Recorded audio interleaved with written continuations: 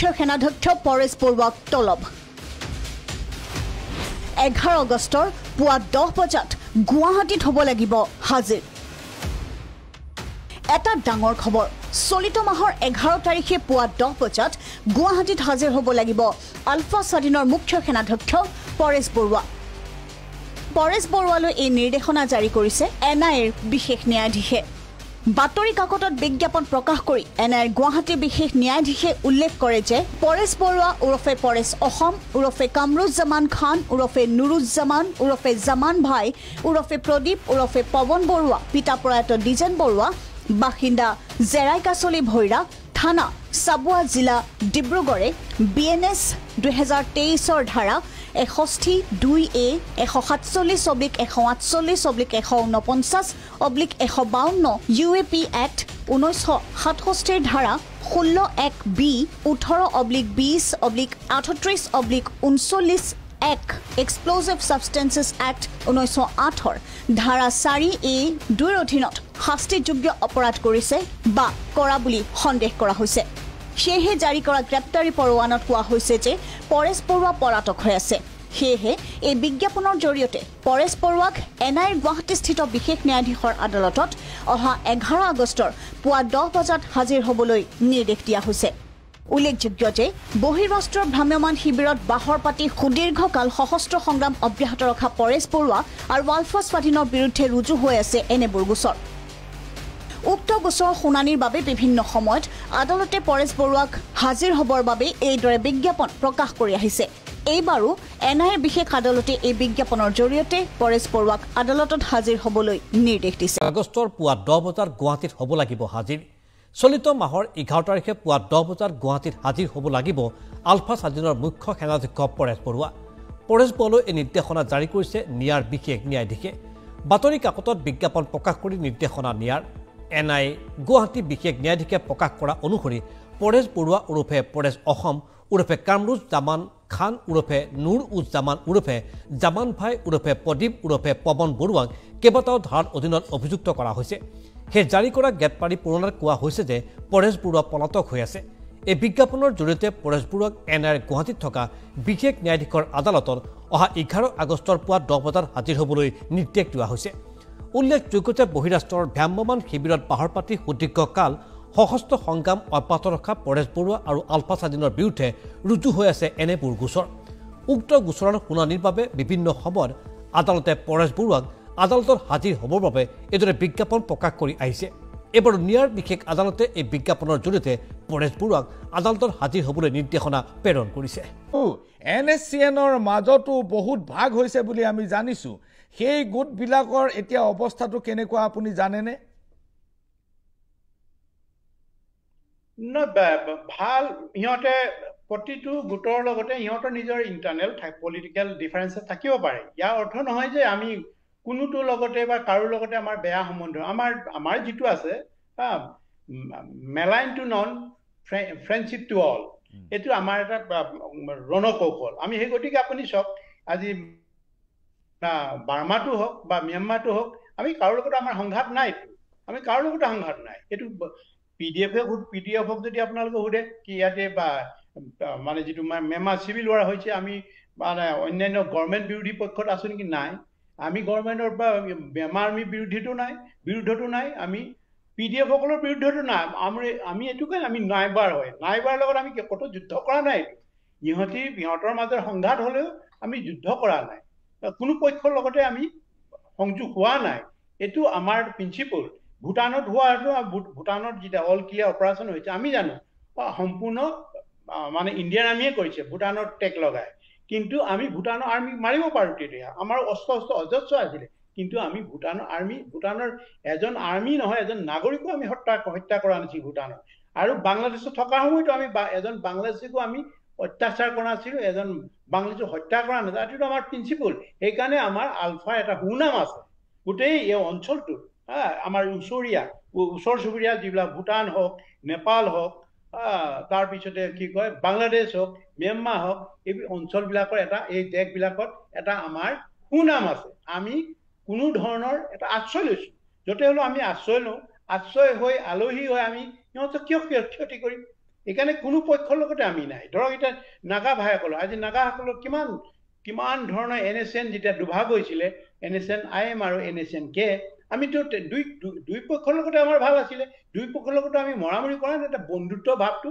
আছিলে আৰু এতিয়াও বজাই ৰাখিছো আমি প্ৰতিটো NSN K কোনো NSNৰ যিমান ফেকচন হৈছে প্ৰতিটো সংগঠনৰ লগত এতিয়াও আমাৰ ভাল সম্বন্ধ আছে বৰুৱা ডাঙৰীয়া মই সুধিব খুজিছো যে অসমৰ এতিয়া আমাৰ দৰ্শকসকল অত্যন্ত আগ্ৰহী হৈ আছে উৎসুক হৈ আছে আপোনাৰ পৰা জানিবৰ বাবে যে শান্তি আলোচনাৰ প্ৰসংগত আপুনি কি কয় ইয়াৰ পূৰ্বে UPA চৰকাৰৰ দিনত ডক্টৰ মনমোহন সিঙৰ দিনত PCG গঠন কৰি এটা শান্তি আলোচনাৰ প্ৰক্ৰিয়া আৰম্ভ কৰা গৈছিল কিন্তু হেতু সফল নহল এতিয়া মোদী চৰকাৰৰ 11 বছৰ হল কিন্তু শান্তি আলোচনাৰ আৰম্ভণি আমি এতিয়ালৈকে দেখা নাই এতিয়া এই প্ৰসংগত আপোনাৰ মন্তব্য কেনে ধৰণৰ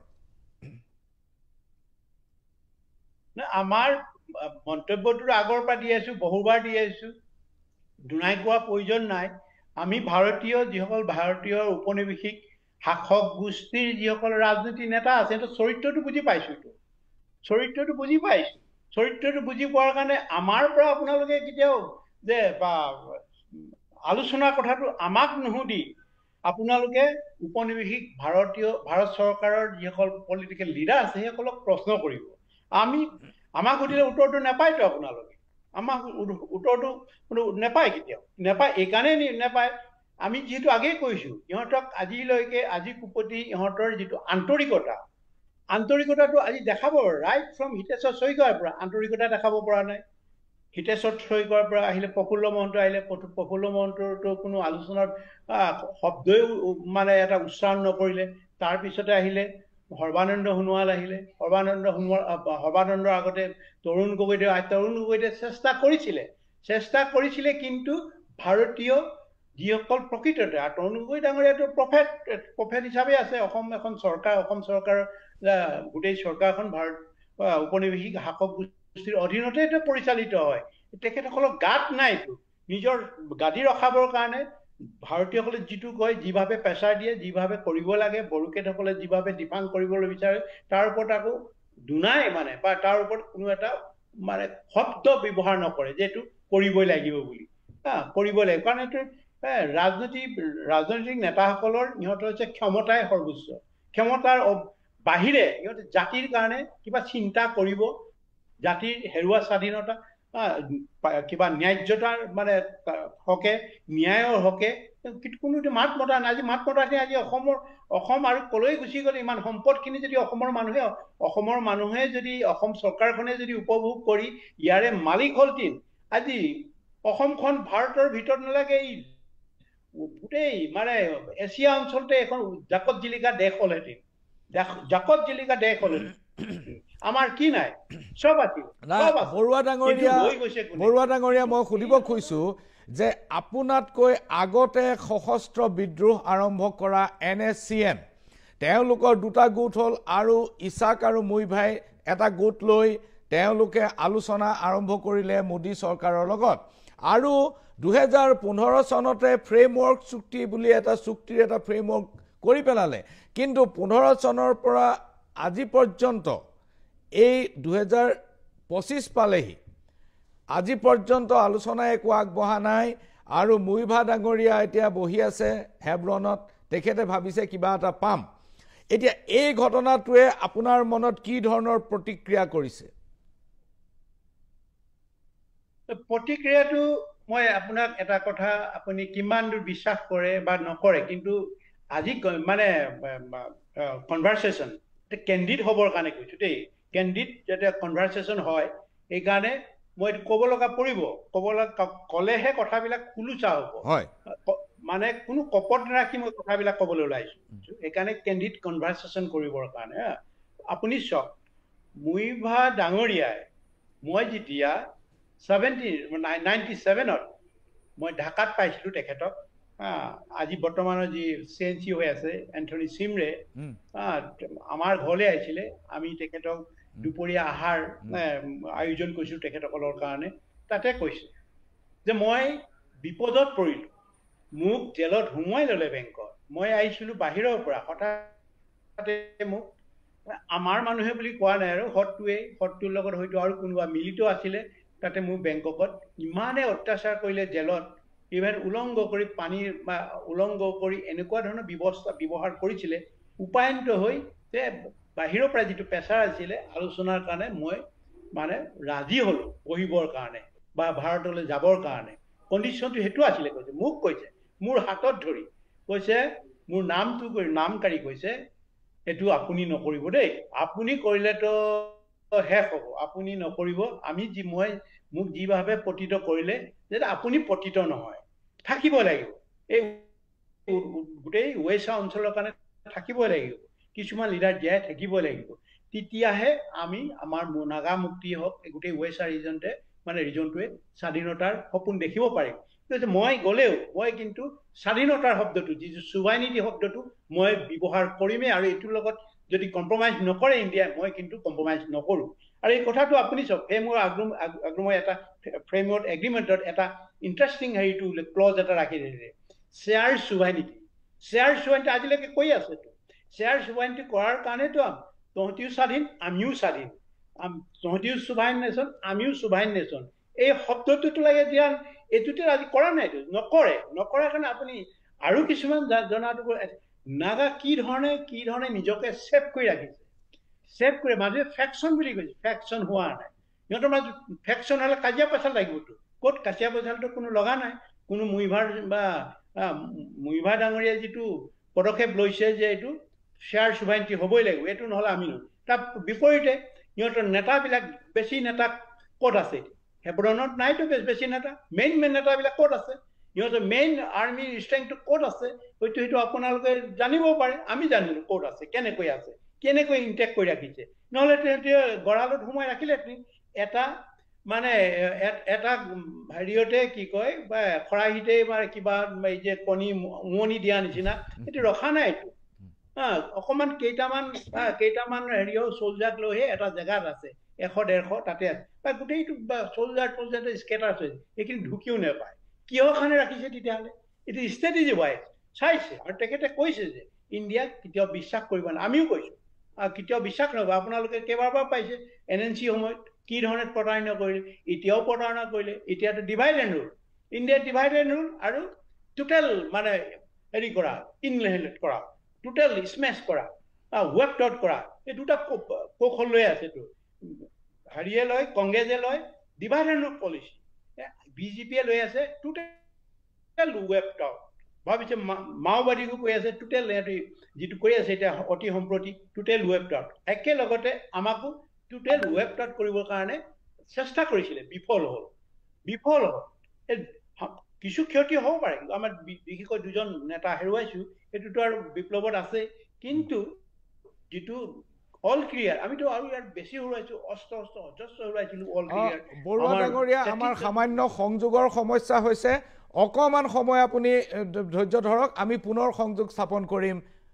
চাই থাকক মেজমেল। মই পুনৰ ঘূৰি আহিছোঁ মেজমেলৰ মজিয়ালৈ, আৰু মেজমেলত আজি অনলাইন ব্যৱস্থাৰে সংযোগ স্থাপন কৰিছোঁ আলফাৰ সেনাধ্যক্ষ সন্মানীয় পৰেশ বৰুৱাৰ লগত। পৰেশ বৰুৱা ডাঙৰীয়া, মই শান্তি আলোচনা প্ৰসংগত আপোনাৰ মনোভাৱ বুজি পালোঁ। এতিয়া অসমৰ আজিৰ দিনটোত অসমত সৰ্বত্ৰ চৰ্চিত বিষয়টো হৈছে উচ্ছেদ।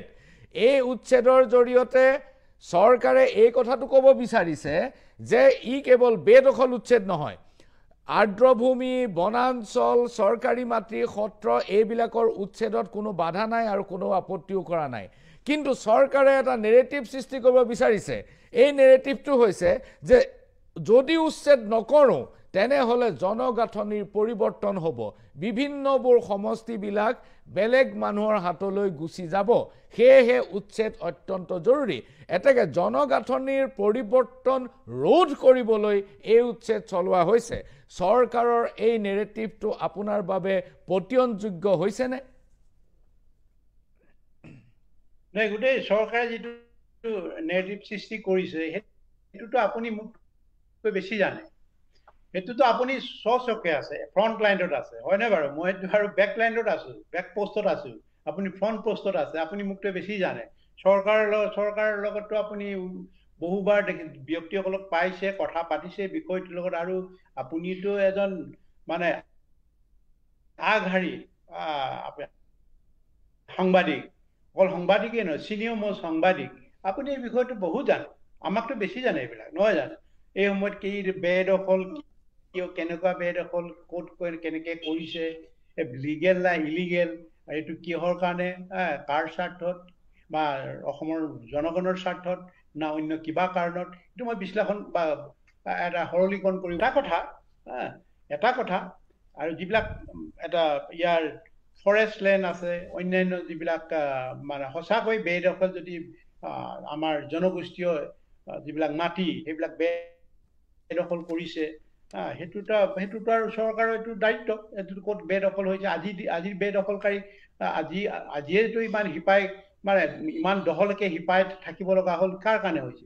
যিকোনো XYZ, কংগ্ৰেছো হ'ব পাৰে, SBO আছিলে, আৰু কোনোবা চৰকাৰ, জনতা চৰকাৰ আছিলে, আজি BJP চৰকাৰ আছে।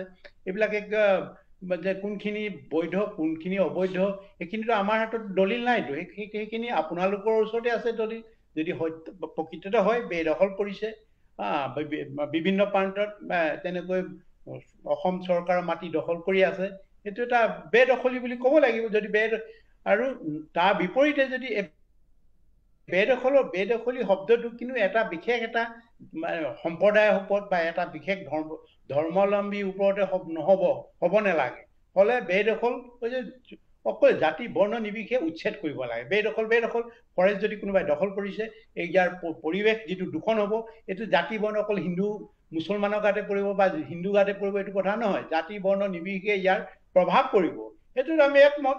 আৰু যিসকল এতিয়া অন্য যিসকল মানে অসমৰ মানে ৰিজাৰ্ভ ফৰেষ্ট আছে, সেইবিলাকে মানে হাবি জংঘল ধ্বংস কৰিব নালাগে। হাবি জংঘল ধ্বংস কৰিলে ইয়াৰ প্ৰকৃতি কি ৰূপ ল'ব, এই কথাটো আমি সকলোৱে জানো। সেইটোতো আমি তাত কোনো বাধা দিবলৈ বা তাত নিগেটিভ মানে সৃষ্টি কৰাৰ আমি পক্ষপাতি নহয়। বৰুৱা ডাঙৰীয়া, এই মুহূৰ্তত আজিৰ দিনটোত যদি অসমত মতামত লোৱা হয়, এটা গণভোট প্ৰক্ৰিয়া আৰম্ভ কৰা হয়, তেন্তে অসমৰ মানুহে এইটো বিচাৰিছে বুলি প্ৰমাণ হ'ব যে পৰেশ বৰুৱা ডাঙৰীয়া মূল সুঁতিলৈ ঘূৰি আহক, শান্তিৰ আলোচনালৈ ঘূৰি আহক। মুখ্যমন্ত্ৰী ডক্টৰ হিমন্ত বিশ্ব শৰ্মাই কেইবাবাৰো শান্তিৰ আলোচনাৰ পক্ষে কৈছে আৰু আপোনাক আহ্বান জনাইছে। এতিয়া এই প্ৰসংগত শান্তিৰ আলোচনাত আপোনাৰ আপত্তি কিয়? শান্তি আলোচনাত বাৰে বাৰে কৈছে শান্তি আলোচনা নহয়তো। আমি কিহৰ শান্তি আপোনাৰ ঘৰতো নাই, আমাৰ ঘৰতো, কাৰো ঘৰতো পাৰ্মানেণ্ট মানে পিচ নাইতো। পাৰ্মানেণ্ট পিচ ক'ত পাব? আৰু এই কথাটো হৈছে সংঘাতৰ হৈছে, সংঘাত আমাৰ সৃষ্টি হৈছে কাৰ লগত? উপনিবেশিক ভাৰত ৰাষ্ট্ৰৰ লগত। অন্যায়ভাৱে আমাক শোষণ কৰি আছে, অন্যায়ভাৱে আমাৰ স্বাধীনতা হৰণ কৰি আছে। আজি নহয়তো, 75 years হৈ গৈছে। 75 years আমাক শোষণ কৰি আছে, আমাক অবৈধভাৱে দখল কৰি আছে। নব্য উপনিবেশিক শাসন আমাৰ ওপৰত বটাই ৰাখিছে। এইটোৰ ওপৰতে আমি কৈছো, এইটো শান্তিৰ কথা এটা আহিব নোৱাৰে। এইটো কনফ্লিক্ট ৰিজলিউশ্যন বুলি ক'ব লাগে। সংঘাত নিৰসন হোৱাৰ কাৰণে আমি আলোচনাত বহিবলৈ আগৰ পৰা প্ৰস্তুত আছো, কিন্তু শান্তি আলোচনাত আমি বহিবলৈ নাইতো। কি শান্তি আমি দেখিলো নহয়, ইমান শান্তি আলোচনা দেখিছে কেনেকৈ প্ৰতাৰণা কৰিছে। তাৰ প্ৰতাৰণা কৰিবলৈ আমি কিয় যাওঁ? প্ৰতাৰণা হ'বলৈ আমি প্ৰতাৰিত হ'বলৈ নাযাওঁ না। ইমান প্ৰতাৰণাৰ বলি হ'বলৈ এইকাৰণে নাযাওঁ। হাজাৰ হাজাৰ পাহুৱাল ডেকা গাভৰুৱে জীৱন দিলে, কিমান হাজাৰ হাজাৰ পাহুৱাল ডেকা গাভৰুৱে অকালতে পংগু হৈ বহি আছে ঘৰত। আজি কুপতিও কিছুমান জেলতে আছে, প্ৰায় 200-300 জেলতে আবদ্ধ হৈ আছে আমাৰ সদস্যসকল। তাৰ আগৰ চোৱাটো বাদেই, এই ইমান হোৱাটো আমি যে শান্তি বিচাৰিছে, শান্তি আলোচনাত বহি কিয় আলোচনা ক'ব নোৱাৰে কেলে? এটা বুৰঞ্জী প্ৰকৃত এটা বিষয়ৰ ওপৰত আলোচনা কৰিব পাৰিম বা নোৱাৰে, এইটো নোৱাৰাৰ কাৰণটোৱে হৈছে গণতন্ত্ৰ পাৰিবই। গণতন্ত্ৰ প্ৰকৃত গণতন্ত্ৰ চৰ্চা কৰিলে ইয়াত নোৱাৰাৰ প্ৰশ্ন আহিব নোৱাৰে।